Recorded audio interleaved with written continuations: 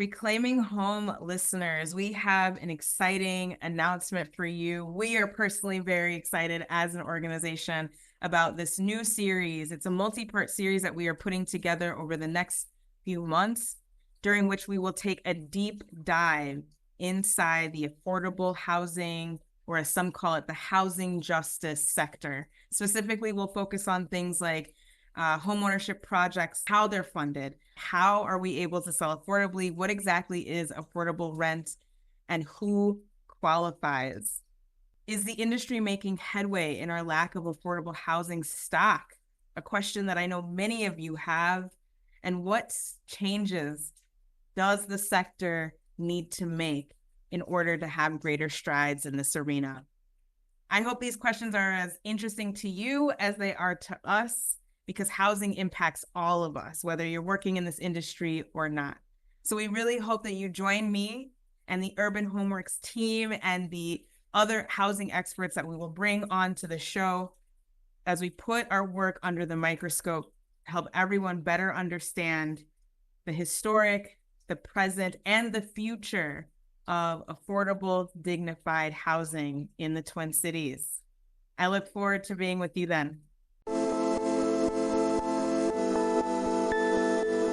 Welcome to Reclaiming Home, a podcast focused on delivering thoughtful conversation and tangible actions to make housing justice a reality in our communities. I'm your host, Asale Sol Young, Executive Director of Urban Homeworks, an educator, activist, and proud Turtle Papa. I'm a Black legacy native of Evanston, Illinois, and a proud descendant of Haitians and rural Black and Indigenous North Carolinians. Join me as we take time each month to dive into all things housing, including potential policies, community dreams, persistent systemic barriers. We'll also celebrate success and everything in between. We are so glad you're here.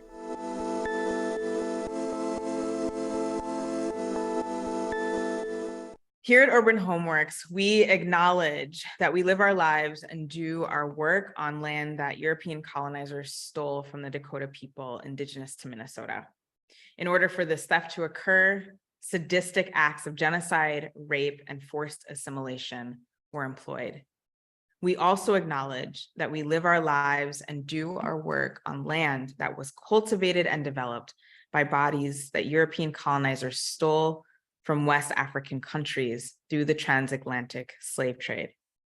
In order for these thefts to occur, sadistic acts of genocide, rape, forced assimilation were employed. As we acknowledge what was taken from our collective human ancestors, we commit to work and fight for the liberation of the descendants of those enslaved through American chattel slavery and the sovereignty of all Native peoples. All right, welcome to Reclaiming Home, Housing Justice with Urban Homeworks. Today, I am so excited to be joined by our real estate development director, my 7-year partner in crime here at Urban Homeworks, someone I feel I can call a friend, Ann Hetz. Thank you for returning to the podcast in 2024. And I'd love for you to introduce yourself to folks who maybe are unfamiliar with the great Ann Hetz. Thank you for that introduction. I love that. And I also consider you a longtime friend. Appreciate that. Ann Hetz, I use she, her pronouns. As Asale said, I'm the real estate development director at Urban Homeworks. Been with the organization 7 years. Beautiful. And for those of you newer to our podcast, newer to our organization, I'm Asale Sol. I am the executive director here at Urban Homeworks. My pronouns are they, them. And Urban Homeworks is nearly 30 years old for those who are new to joining us. We are a housing justice organization. Our mission is to lead the fight for housing justice so that all people have a safe, stable, and dignified place to live. Our vision is housing justice for all. Simple, straightforward. We're here to get it done. We ain't trying to play games, working ourselves out of a job. So today we are doing a deep dive into affordable housing. from the real estate perspective, which is one of the more complex areas of affordable housing, frankly. And I think one that is too often misunderstood, overlooked. And so we're bringing Ann on to help us clarify.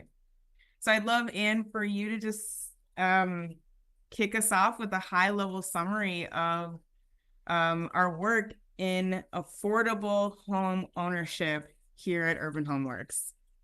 Yeah, absolutely. And I'm gonna do my best to say this in the simplest terms as possible, but it is complex and it is something I work in every day. So just like call me out if I'm not saying things that make sense or if I'm using jargon. I got you. Appreciate that. So at the high level, we Urban Homeworks develop, and I'm using air quotes for those that are listening, we develop affordable home ownership opportunities. And that just means that we purchase, we build or rehab, and then sell homes to low to moderate income households or families. We do that by bringing together all the necessary partners, which you can say like it takes a small village to do one of these projects. That's architects, engineers, contractors, government officials, banks, surveyors, energy raters, realtors, you name it, et cetera, et cetera, et cetera. We line up all the construction financing and gap funding needed to build and sell houses affordably. And we partner with government entities, private donors, institutions, foundations, et cetera, to help us, private banks to help us finance these projects. Once we can pool all those resources together and all the expertise to make sure everything gets done, our ultimate goal is to create stable, healthy, dignified, attainable homes for families at all income levels. We focus on environmental sustainability, incorporating green building practices like energy efficient insulation, windows, heating systems, appliances. We use sustainable building materials to reduce environmental impact. We're starting to add solar panels whenever we can as they're becoming more affordable and attainable. And our aim in that is to lower the owner's utility costs and reduce carbon footprint and help towards climate change. And finally, the last piece of our homeownership work is we target our work in and for predominantly BIPOC communities that have seen the most disinvestment by the traditional market, that were kept from ownership and wealth building through government-supported policies and practices for generations. We're really focusing on trying to increase the home ownership rates of Black and Indigenous individuals and families, and targeting BIPOC buyers that have been historically excluded from home ownership and wealth building opportunities. That's great. That's great. I think so. I'm going to do a quick recap because I do think that it was high level, but also detailed enough so that folks that are in the industry can be like, oh yeah, they know what they're talking about. But also, we want to make sure those that are not in the industry are following along with us. So essentially what I heard, Ann, is that your department specifically is creating opportunity through the development of property for low income, predominantly Black and Indigenous buyers. And to create that opportunity, it's not simply about buying land and building property. It's about working with funders that can be government and private to make sure that the project gets completed and has the cash flow for successful, timely completion. I heard that you also have to work with community partners and contractors. So you're working with different small businesses and other nonprofits to, again, ensure that the projects are seen to fruition with the best skills that we can find. And one thing I didn't hear you mention that I'll just share with our folks listening is that we prioritize small Black woman-led businesses that are that were birthed out of the communities that we work in. And so you're working on a financial level, a networking recruitment level. And so it's not just the building. And I think that's the thing that people miss is they're just like, you're just putting some bricks together. And it's like, nah, son, like we're doing more than putting bricks together. We got to bring all these different entities together in the right combination so that the project not only works for the future buyer, but works for the sustainability of the affordable housing organization, in this case, us, Urban Homeworks. So thank you so much for breaking that down. And I do encourage folks, like if you want to hear those details again, click that 10-second recap and get those details because Anne gave us a lot there. So one of the things we're going to do to help our listeners imagine this process so that when we are talking about this in the future, they have an image in their mind is and I'm going to ask you to kind of walk us through like each stage of the process. And so I'm going to pick apart the stages and I want you to just focus on the part I asked about so that it's really easy for folks to kind of take it in and retain it. So we're going to fast forward to strategic planning time of the year, budgeting season for the organization. It's like we're looking ahead. What's happening next year? And we go to real estate development and we're like, all right, Kets, talk to me. What are you thinking? Tell us about how you choose projects as a department. Yeah. That's a complicated process too. And honestly, by the time we're budgeting for next year, we already know what we're doing next year because these projects take so long to put together. I think you hit it right on the head in your summary, and that, we often think about the construction phase, but it like the longest, hardest period is often the part before that in putting together all the partners and the financing and everything. So in the very, very beginning, we identify projects and choose projects just by working with the community and identifying what their priorities and needs are, what type of housing will fit their needs. And a lot of that is just done through community engagement, surveys, meetings, talking to people and neighbors. And then once we've got identified what the community needs and wants, then it's where can we find land or properties available, whether it's a new construction or rehab. A lot of the work that we've been doing in recent years, we've been acquiring land, vacant lots from the city of Minneapolis.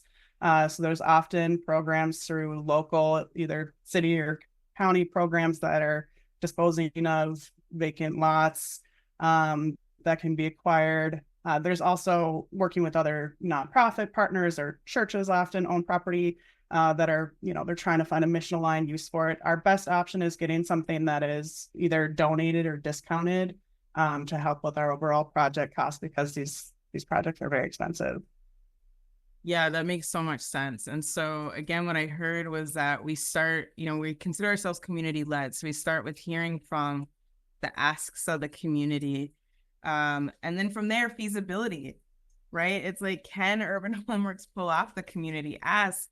And what I hear in your conversation on partnership is also like, do we have to do it alone? Is it going to be a better project if we bring in partners? And I also hear maybe we're not the ones doing the work that the community has asked for in that instance, right? So that's really important. All right, so now we understand the choice, what informs the choice, not only in what kind of building project, but also where those properties land, what geographic area. Tell us about timelines. And this again is where people are just so lost. And they're like, how can it take so long to do a project? So tell us why it takes so long and to do a project. Yeah, this is always the hardest learning, even for folks that are coming in new to the industry, especially working in affordable housing because of all of the need for government subsidy. It takes a lot longer than even just a regular market rate project. So on average, 2 to 5 years a project can take. 2 is probably the fastest. And that is, a year for construction and a year for lining up all the funding. But a lot of our funding sources, so we are 3 to 6 different government grants, say, in one project. And they're coming from the state, the county, and the city, and they all have different timelines and different award periods and different requirements. And so they're never quite, it's not as easy as just like apply to everything at once and you're good to go. There's a long process. Sometimes you don't get all the money that you need, and then you need to go back and apply again and keep trying to get the full package to cover all of your costs. And then the other timeline things that really impact that are, again, like, where are we getting the properties from? Is there vacant lots available? Do we have to really go out there and start hitting the market and try to buy something, or is it something easily available from a city partner?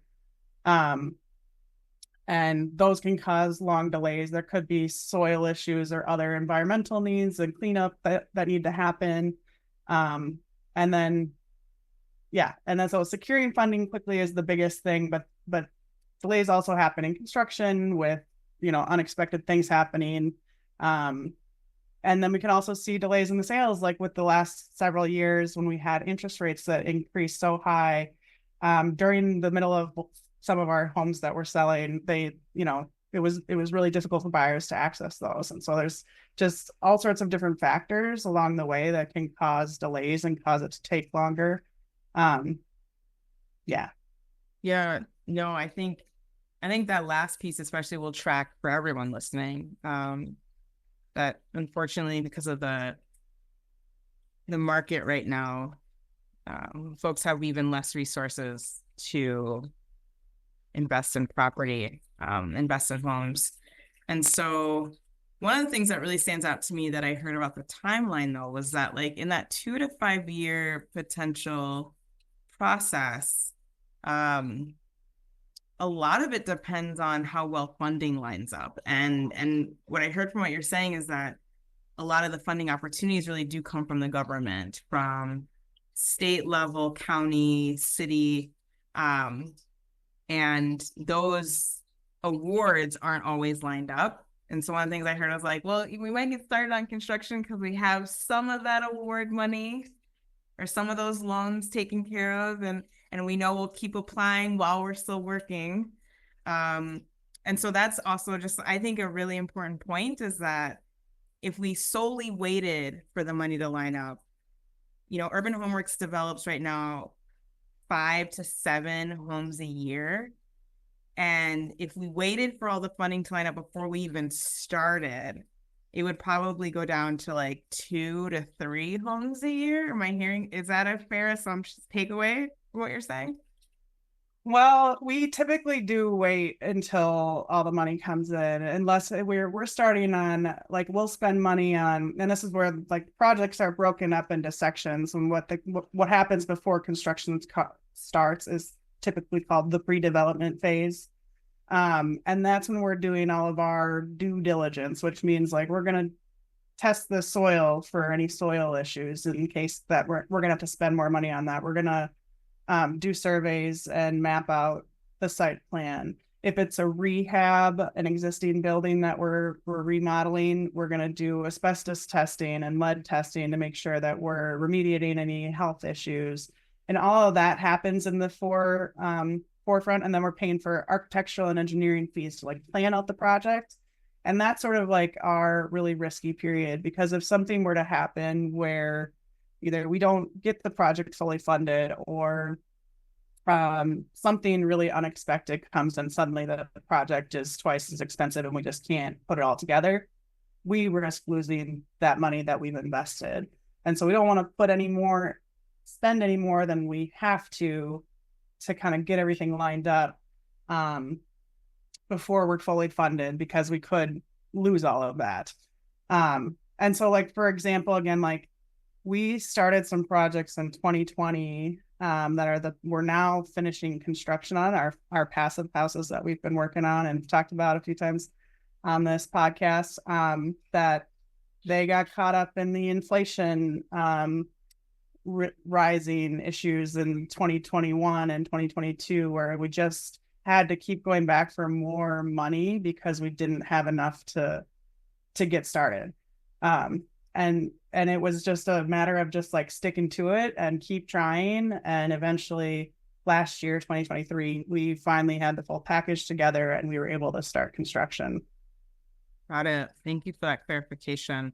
And so I'm still hearing this thing of the importance, though, of government funding lining up and accurately reflecting the market. I mean, one of the things that I feel like you taught me early on is that it takes at least 2 years. Like the government is essentially 2 years behind the market. Mm-hmm. And so that, to your point about having to go back and say like, yep, you've already approved X amount of ask of dollars, but y'all were 50, 100K behind the market now because it took, 2 years. Yeah. And so I think that those things are really important for folks to understand. So, okay. So we've talked through how projects are chosen, their timelines, what causes those timelines to really stretch out. Outside of the funding pieces, that really stands out to me. Outside of funding, what are the other hurdles that Urban Homeworks comes across when it comes to completing a project within a projected timeline? So we'll say that. So you already know you've got the funding lined up and you're like, here's what I think we can do. What are the hurdles that come up that keep us from delivering on that? Yeah, great question. I'll give you my short list and then I can give a couple of examples. Perfect. Biggest things, and I mentioned a couple of these previously, but the finding and purchasing the suitable land, legal or environmental issues popping up that need to be resolved, can cause big delays. Permitting and so plan review and permitting is often slower than we would like it to be. And we're trying a lot to like really push the envelope on construction techniques and technology and energy efficiency. And those things take longer to review because it's just not as well known. And we run into a lot of stops, honestly, in those processes. And then just other construction, there's weather delays, supply chain issues, price increases. Maybe we've had an issue recently where a subcontractor walked off the job and now you've got to stop everything, say I'm just making things up, but say it's the framer and nothing else is going to proceed until that framer finishes his job. Right. And so now we have to go find another subcontractor and we're in the middle of the project and pricing might be adjusted because it's a new contractor and timing is definitely going to get delayed just in the time that it takes to find somebody and then get on their schedule. So things like that can cause like months sometimes when it feels like, this should be a simple thing to fix. And just time passes and yeah. So, I mean, it can go from a project being done in a year to a year and a half because of something like that. Mm-hmm. And what might cause, again, being outside of that industry, what might cause one of the contractors to walk off of a job? Like, what are the things that contractors are dealing with? Yeah, well, and we're talking about small contractors. As you said, we're targeting small business owners that often don't have like administrative assistants and other things like that. And we're working on government funded projects that have a lot of requirements of our contractors and subcontractors. And so some folks just don't want to work on government funded projects because it's extra work that they don't have the capacity to do. Some of it is, maybe communication with the general contractor and understanding what's going on site. It can be issues sometimes.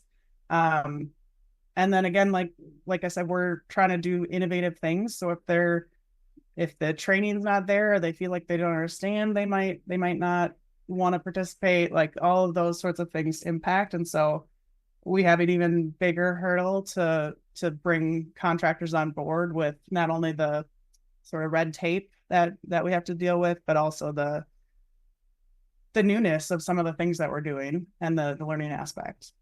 That's so helpful. I really appreciate you breaking that down. Again, the things that just really stood out to me are that the process for government approval is convoluted enough that if you're kind of an up and coming contractor or simply small, you've got a couple folks on staff, you don't necessarily have the capacity to meet those requirements without us coming alongside of you to help you get there, or you have to say no to the opportunity.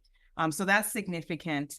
And then the other thing that really stood out about what you said is that, we are, as an organization, we're really working to be innovative. You talked a lot at the beginning about energy efficiency and really wanting to bring energy efficiency to low-income, predominantly BIPOC communities. But that means that there is sort of like a knowledge gap in some of the products that we take on. So again, the ask of us becomes, are we willing to work with folks in the learning and kind of bring them along with us? And so I think a natural next question, Anne, is why do that extra work, right? So, we could be an affordable housing developer that works with larger contractors. They're going to meet us out at the site. They're going to be ready to go. They're going to have all their paperwork ready. We could be an affordable housing developer that says, if you don't know, it's too bad. Why are we an affordable housing developer that insists on working with small women and BIPOC-owned businesses, regardless of their capacity and the burden essentially that it places on us as an organization? Yeah, I mean, the answer to that is that it's like we're bringing people along. We want to spread this knowledge, right, and spread the ability to do these type of projects, sort of reduce the fear, I guess, too, and that like this can be for small businesses, this can be lucrative work if you're willing to go through the processes. Yeah, no, that's perfect. And so one of the things that is a part of our values as an organization is community ownership, right? And so again, what I'm hearing from you is that ultimately we take on this extra labor because it's germane to our mission. It says that like if we're not doing it, it's because we've taught someone else how to do it, or we're trusting others to do it and carry the work forward. Because for us, that's what it means to work ourselves out of a job, right? Like Yes. you're teaching people and not doing for them. So really appreciate that. You've kind of spoken to this already, but I think being able to elaborate, we've talked so much about contractors in this conversation. Can you talk about the partnerships that have been just really important for delivering on the mission of Urban Homeworks? Yeah. Yeah, I was thinking about, so being a developer, especially an affordable housing developer, is all about putting together a good project team that can anticipate problems and find solutions quickly, and be flexible and have good communication and all of these things. And we've got partnerships from, again, the very beginning stages of ideating to the very end of selling the properties. But I think, so we have a lot of other nonprofit housing orgs that are doing similar homeownership development work that we work really tightly with in both like the policy side and the ideating and the problem solving and the funding, advocating for new funding and all of that. And then once we get into the project side, we're immediately the first generally to come in is an architect and a surveyor, to really assess what we can do and help us put together what fits on the site and what makes sense. And then we bring in the contractors to help us understand the costs and how we are going to put everything together. And maybe we need to reduce some scope because it's way out of what we want, what we can afford, or all of those things. And then we bring in the government funders and partners to line up with what we have planned out and what we think we can accomplish. We work with private banks and lending institutions as well for construction loans for the projects, and then the government funders come in with grant funding for the gap funding. Energy raters is another one in the beginning that we're looking at because we're doing such energy efficient housing. We need them to come in and say, we're going to meet our goals to get to a certain air tightness of the building, and title companies, realtors, and then sometimes long-term affordability partners. I'm sure I'm missing some folks in there, but that's like from every stage, there's multiple different organizations, companies that we bring together to help us put everything together. And we're sort of the gathering place to get all of the goals accomplished. Love that, the gathering place. Are there any partners that you just feel like you'd love to just shout out because we work with them so consistently, or you just really value their specific area of expertise? That's a great question. I mean, we have so many.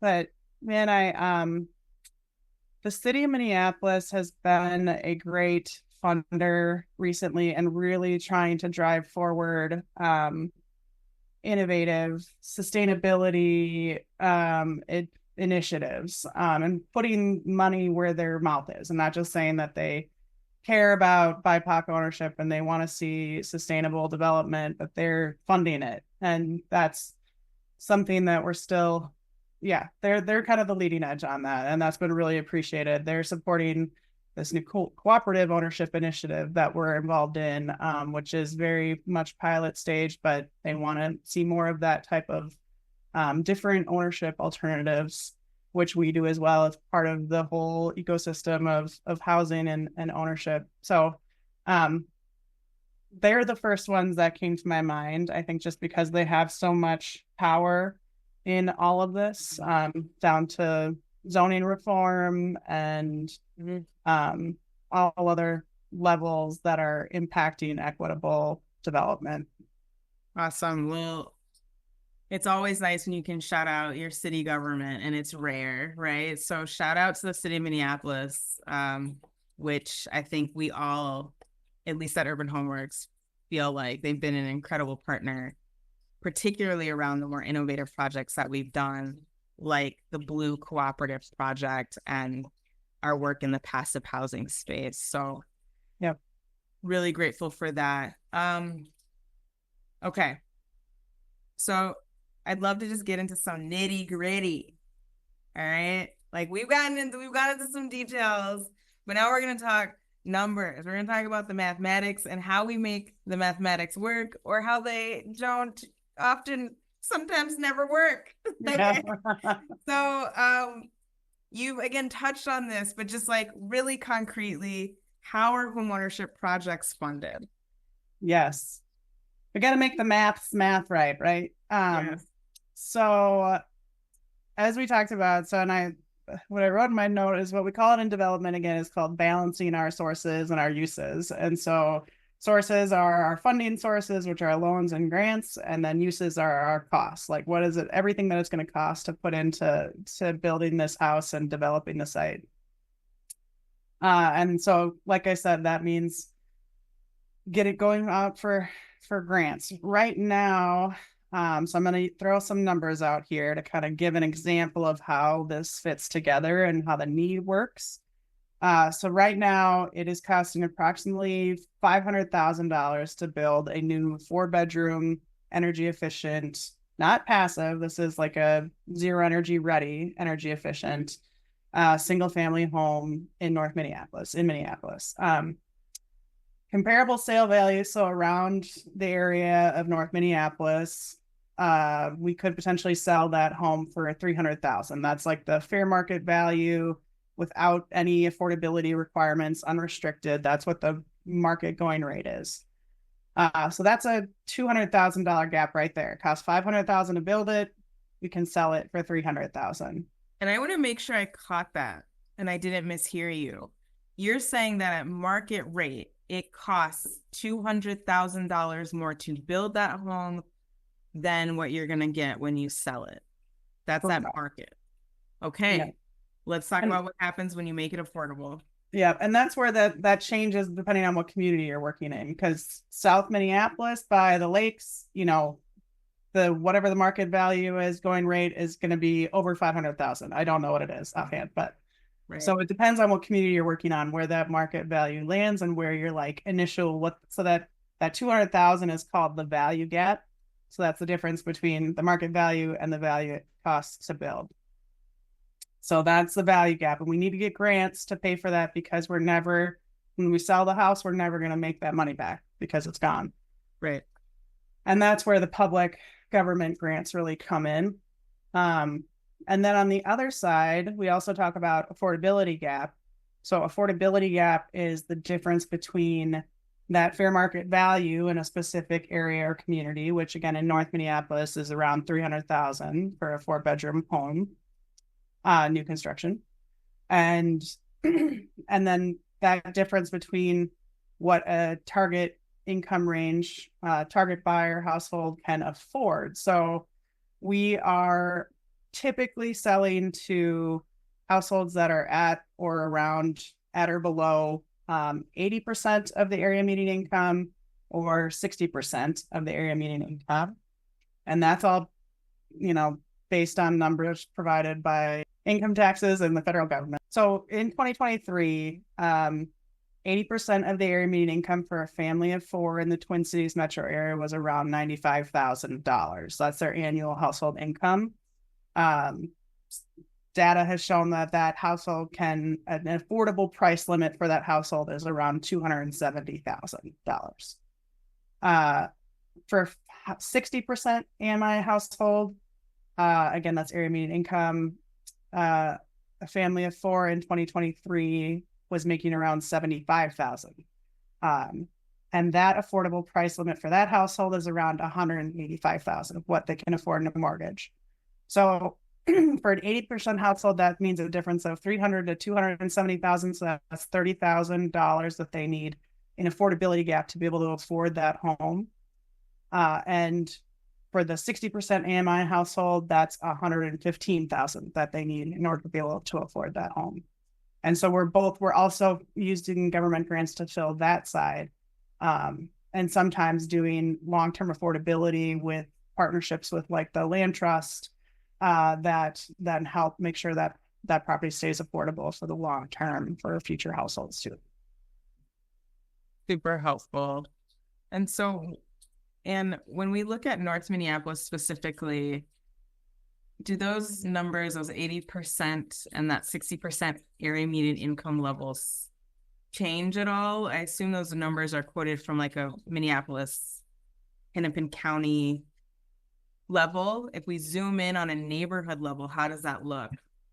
Yeah, this is one of my favorite soapbox items to get up on. So thanks. No, it is that those numbers are based on, so they call it the Twin Cities metro area, which is actually technically, I think it's the 13 county metro area, which includes 2 counties in Wisconsin. And it's, all the way around, way past what you would think as suburbs even. And so there's a lot included in that. And a lot of very high income areas that are changing that average. Last time I looked at North Minneapolis neighborhoods specifically, probably last year, I think the average was like 40,000 for North Minneapolis, and it's only like 50 something thousand for Minneapolis as a whole. So just the difference for the city itself compared to the 13 county metro is significant. And that is all of our affordable housing funding and income, like all of that is based on these AMI levels, which I think needs to change to better target communities that we're trying to serve. It really impacts what then people can afford because rents are based off of those numbers and all sorts of other things.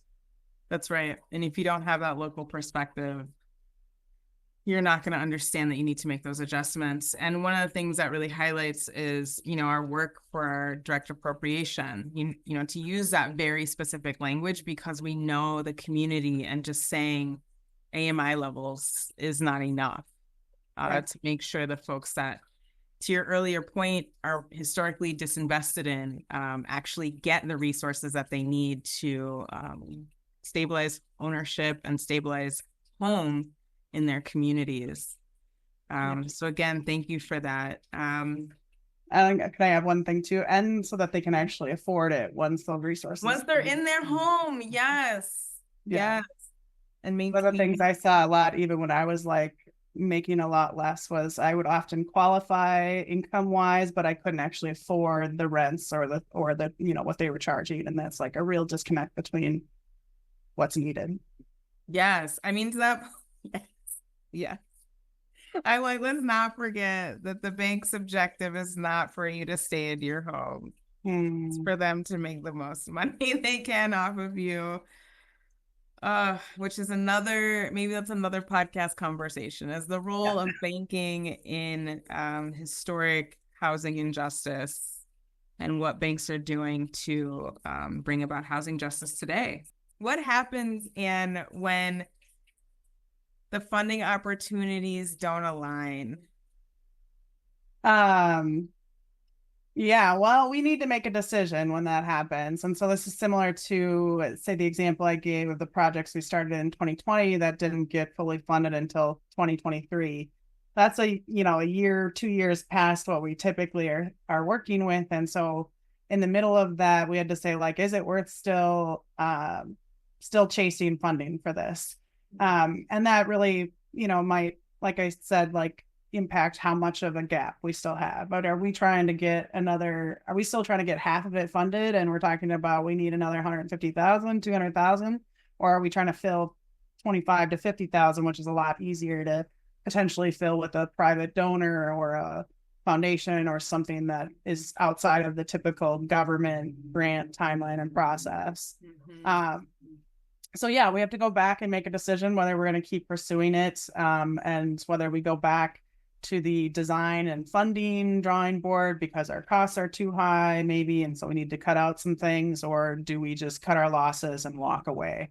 It's been a very long time since we've done that, but I know there are projects in the past that we have walked away from, because we had, to just say, like, we can't afford to continue to put time and money into this, at the rate that it's going. Yep. Yeah. Any situation, everything's going to take longer. As we were talking about the timelines, it's going to take longer. It's going to cost more. All of that sort of, you end up in this loop of, like, you need more money, so you take more time, and then costs increase, and you need to go get more money, and that's where we were in 2020. Yep. And I know there's some folks scratching their heads and just wondering when the cycle started, how it started, and why it's worth it for nonprofit housing organizations to exist. So I do want to hit on that in a minute, but before we even get there, and actually, you know what? Rewind. We're going to start there, and then we're going to hit on policies that help to advance the work of progress in housing justice. So we've got 15 minutes left, and these are, like, in my mind, the most important questions. So we might skip the fun question at the end if we need to. Okay. But Anne, can you just kind of, like, give us, again, similar to your brief overview at the beginning around what housing development is at Urban Twin Works, can you give us an overview of the systemic issues at play that create a need for us and other organizations like ours to get into this grind or cycle, as you talked about?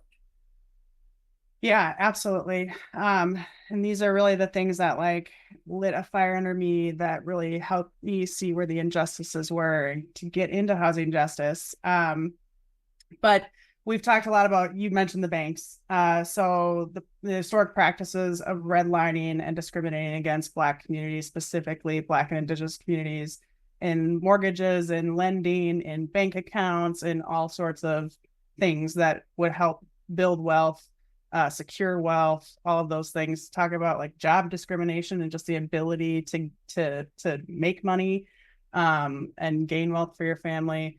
And then the restrictive deed covenants is the one that Minneapolis specifically, through the Mapping Prejudice Project, has been doing a ton of work on, mapping out where properties are specifically restricted from being sold to anyone other than white households, which I love how they've layered other maps with current maps, and you can see where the income disparities are today lined up with those deed restrictions, and where the high wealth, predominantly white neighborhoods continue to be because of those historic deed restrictions. Other things like urban renewal, which I don't think is talked about as much, but that was a period during the mid-century when the federal government funded cities to essentially clear-cut neighborhoods, and it was often targeted towards Black and Indigenous neighborhoods and urban areas that they were considered slums, and just demolished, clear-cut it, and displaced people. And the same thing happened with the highways. When the highways were constructed, those were the neighborhoods that were targeted. And none of that has been, what's the word? Acknowledged, or, like, corrected, reimbursed. Yeah. All of the loss, the displacement, and not being able to buy properties on top of that has just compounded the income inequality, the generational wealth building opportunities. Um, yeah, I could go Yeah, on. and just to like give some specific examples for how our local communities were impacted, right? You have the Rondo community, North Minneapolis. You have south, the parts of South near I-35. We think specifically about like the Franklin, Chicago neighborhoods, that you can see that history played out. For those of you that are kind of scratching your heads right now, you can actually see that history, the impact of it today in those communities, as well as the amazing community work that's being done in those communities, um, because of that injustice. And really quickly, for folks that are unfamiliar with the term redlining, and can you just give us a quick reminder for folks of what that is? Yeah, so redlining refers to where banks were approving loans essentially. So they literally had maps that they took a red pen to and wrote around the predominantly Black neighborhoods and said, no, we were not going to give loans to this area. Didn't matter whether you qualified or any of the other things. It mattered where you lived and what your skin color was, frankly. That's right. And oftentimes, those neighborhoods were where there were factories, the redlined neighborhoods, and it created this ripple effect where banks are making these decisions, and realtors and the real estate industry is just really following suit, to the point where realtors are paying Black people to walk through what they would call yellow lined neighborhoods to scare white folks and say, like, Black people are coming to your neighborhood. It's going to become a red lined neighborhood. Sell now. And folks in the fear that charges racism were like, yeah, sell now. And then those realtors would turn around and sell those same homes for significantly less than they bought them for. So, um, again, the neighborhoods we mentioned are places where you can see that the impacts of that today on a local level. What can people do, Anne? We like to end, we like to wind down with this question of, I'm listening, I care, I believe you, I trust the data that you're sharing. And I'm like, what can I do? I'm just like a regular person. I may or may not even own my own home. How can I show up for this movement, for this fight? And let's talk about policies and practices specifically. Yeah. Well, as the developer representative, I am always going to say advocate for more funding for affordable homeownership programs, and that's for affordable homeownership development. And part of that is that we've seen, and this is great too, we need down payment assistance as well, but we know that prices keep rising for homes, and if somebody can't access the affordability for that home, a down payment of 20,000 isn't going to help. And that's again saying, like, we've got a family that's making 95,000 and can only afford 270,000, right? There's a limited number of properties out there available for that. So talk to your. To be clear, when you say a family, you mean 95K for a family of four. Just again, for folks who don't know, when we talk about area median income, it's always a family of four as the standard. So when Anne talked about 60%, that's $75,000 income for an entire family of four people. So I just want to make sure that's super clear. And I didn't mean to cut you off, but I wanted to make sure that was clear. No, thank you, because that is always, it's a complicated system. So that does adjust per family size, the numbers. So that is sort of family of four is what we use as a average. But thank you. So yeah, so talk to your government officials, advocate for government funding for affordable homeownership to develop and maintain long-term affordability. Advocating for sustainable development practices and funding for those things. And that means, energy efficient building practices, zoning policies, things like inclusionary zoning that require affordable housing in every development, things like that. Collaborate with your nonprofit organizations like Urban Homeworks. We're out here doing the work. As I mentioned, there's several others. and really leading. We understand, we're seeing what's on the ground, we know the problems, and we're also advocating with our government officials to right the systemic injustices and properly fund the work that needs to be done. I think promoting community land trusts is another one that we work a lot with the City of Lakes Community Land Trust. In St. Paul, it's the Rondo Community Land Trust. Every sort of region and community hopefully has their own.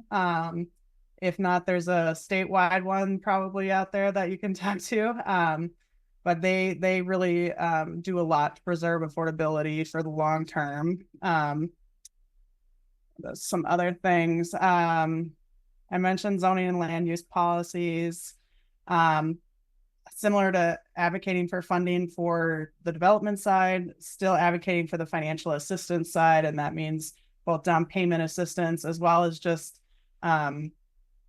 financial counseling and credit repair courses and things like that, because of all the historic inequities that we just talked about and the systemic injustices. Like there's a lot of work that folks need just in understanding the credit system sometimes and repairing past mistakes in how their credit is showing up so that they can be loan worthy or whatever banks say.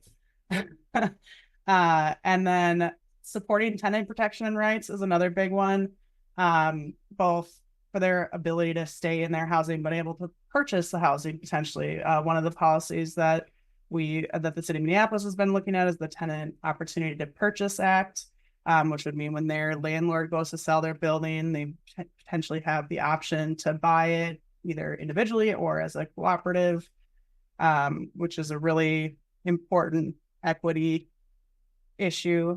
And then I think I said this, but promoting financial and ownership education, and again, making sure there's funding for that.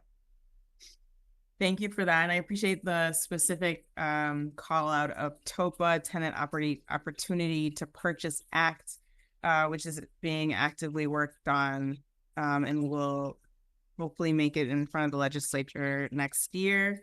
I will say also that when we think about systemic injustice, it's not just about providing some sort of help, quote unquote, to those who have been disinvested from, but it's also holding banks accountable as essentially the historic entities who have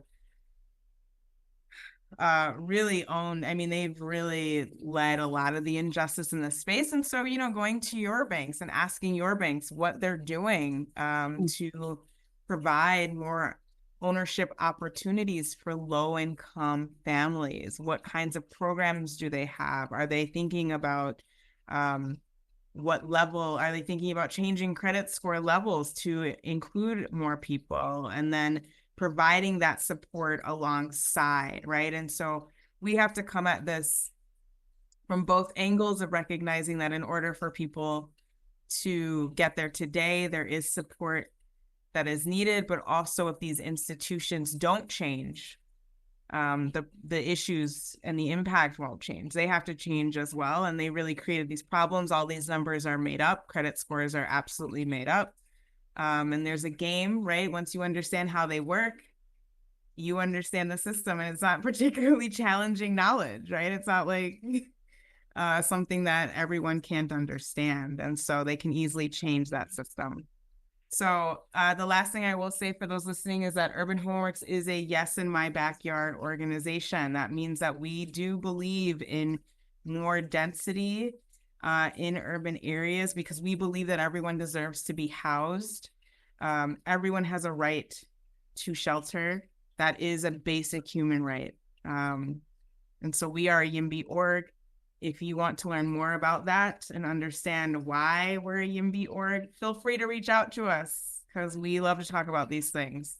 Lastly, we're going to end on an exciting note, because we do have time for it. And Ketz, who I love to call Ketz, and I didn't even do it on the podcast because I was like, I don't know, is that okay? But okay. For this last question, I'm going to say, Ketz, what is a dream that you have for affordable housing? Yeah, this is good. So my dream for affordable housing is that someday we no longer call it affordable housing, that we just call it housing, and that everyone has access um, to a home or a mixture of incomes without all the red tape. That's my dream. That's right. Housing justice for all. Sounds like you believe in the vision that you work for. So love that. Yeah. Really appreciate your time today, Anne, and just like the incredible resource of your knowledge in real estate development and your hustle and passion for the work. We're so grateful. I am so grateful to have you as a partner in crime in this work, and to have had that for 7 years has been absolutely wonderful. And I know we got more time, so I don't want to make it sound like one of us is leaving, because that's not what's happening. I'm just trying to say thank you. For those of you who are new, please make sure you're following Urban Homeworks on our social media.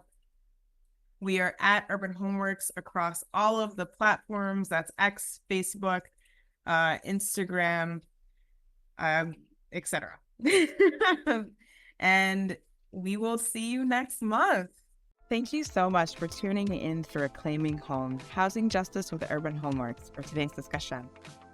If you like this podcast and want to support Urban Homeworks housing work, head over to www.urbanhomeworks.org/donate to make a gift, attend a future event, volunteer with us, or learn more.